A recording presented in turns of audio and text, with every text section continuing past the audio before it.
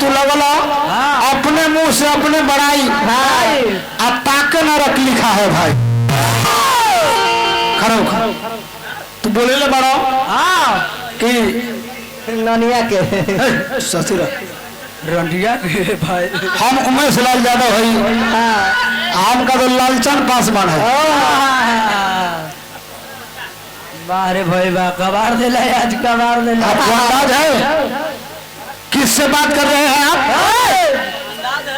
आप यदि बिहार में हैं तो हम दिल्ली में बैठे हुए ध्यान दीजिएगा। आपको ध्यान दो भाई। अंदाज कीजिए तब बोलिए हमारा से। गया में तू का कोई पहले धनिया के पत्ता नोच ले गया में तो ऐसा क्या भइल बा कुछ कबार ले कुछ ना भइल बा ला ला ला ला ला कोई तरह से कुछ नहीं के भइल। आ साक्षी के तू ले ले बैठल बड़ा कोई तोरा हम एक हाथ रेल देली है तरह से कम ना कोई लिया। जात पात के पूछे ना कोई हरि के भैया से हरि के होई जाति पाति कुल धर्म बड़ाई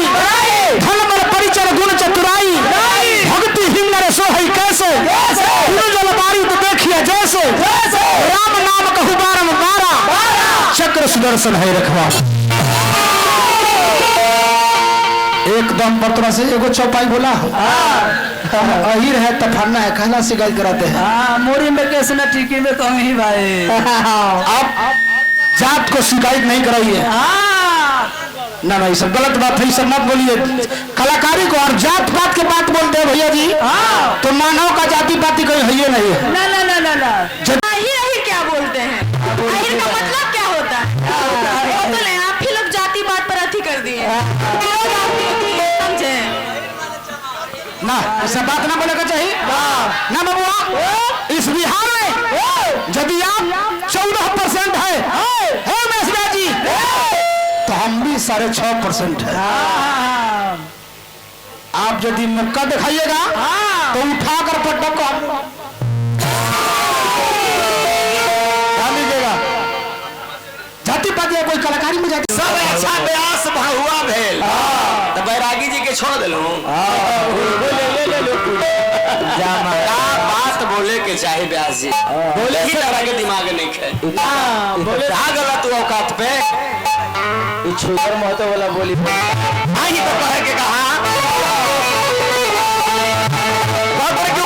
तो हमें पोल खोल देला जौन बात के डर था वही बात तू कह दिया। चौपट आदमी जाति कहो के उनके छुपावे के ना चाहिए ना काबू ना तू गया में कहला गया में होता रहे बेलागंज में गया में कहरा के हम हमरा जाए से पहले 2-3 हली बेचारे गए रहन हमरा कहले उमेश भाई हम जादव जी के नाम पर हेजा आ रहे हैं हमरा जादव जी कहिए हम ठीक है जादव जी कह देंगे पूछिए कहें कि नहीं कहें रात भर इनको जादव जी कहें है बेचारे पासवान जी। अरे तो जाति छिपावे की चीज भैया बताइए तो जाति छिपावे की चीज ना सही कहीं तो दुनिया में कोई जाति पात है ये नहीं है। वो ये पगली कहा है अहीर का मतलब क्या होता है अगर पगली सुन अहीर का अपन पूरा खानदान के वर्णन कर दे सुन ध्यान से भतार के कहिए यादव किसे कहते हैं 3 अक्षर से बनल बा या से यशोदा से देवकी व से वासु तू कहले कि अहीर अहीर करत रहा अहीर का मतलब क्या होला सुन अहीर माने अजगर अहीर माने नाथे वाला आगे भौजी जे अजगर के नाथ हलथिन ना वही अहीर का के जादव जी के 65 कहते जादव जी के 65 कहते हैं काहे कहले भगवान श्री कृष्ण सुदामा जी उज्जैन में संदीपनी मुनि के आश्रम बा जहाँ भगवान श्री कृष्ण सुदामा जी पढ़ने के लिए जाते थे वही आश्रम में संदीपनी मुनि के प्रांगण में रहते हुए 65 दिन के अंदर 16 कहला सीख लिए इसीलिए उनका 65वां भी लोग सुनाई अहीर के मतलब का हुआ है तू तो सुगरवा जो पूछता है हाँ उसको जहाँ स्थान है आप लोग को नहीं कहते चाचा जी, हम ब्यास के करे हैं जो सुगर पोस रहा है ब्यास जी, जो सुगर पोसता है उसको जहाँ स्थान है 7 जन्म मरबा लेबा मरबा लेबा वहाँ आपको स्थान नहीं जाएगा। बताइए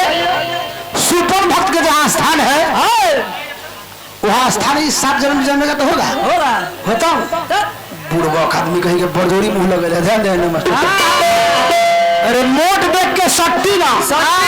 पातर देख के हट्टी ना। अरे एकरा देह में भले ताकत ना है मांस ना है मांस भले एकरा देह में ना होखे लेकिन एकदम बुलेट है रे बाबू बुढ़िया के ले लो केरा में तसी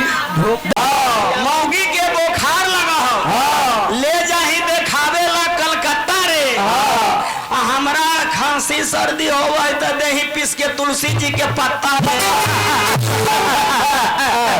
तू मंदिर मिलाई ऐसे बेटा लोग आजकल के हो गई जौन भाई 9 महीना ओतर में रखेला ओकरा के लोग इज्जत ना करेला दूसरा के हियावले तो चले ले मन में राम बगल में छुरी भर पांजा के एकरा के धैले हथिन मन में राम बगल में छुरी तोरे ऐसन ओहू राम नाम जपल थी के आसाराम बापू वैसे कहते कि हम व्यास हैं सही कहीं वाल्मीकि भैया प्रमाण के साथ बोलते नहीं ई दुनिया में कोई व्यास है ये नहीं एक ही को व्यास थे क्यों वेद व्यास इनका अलावा कोई व्यास होवे न किया हमनी कहा है मनोरंजन वाला पहले वेद व्यास ऐसे छमिया के लेके घूरा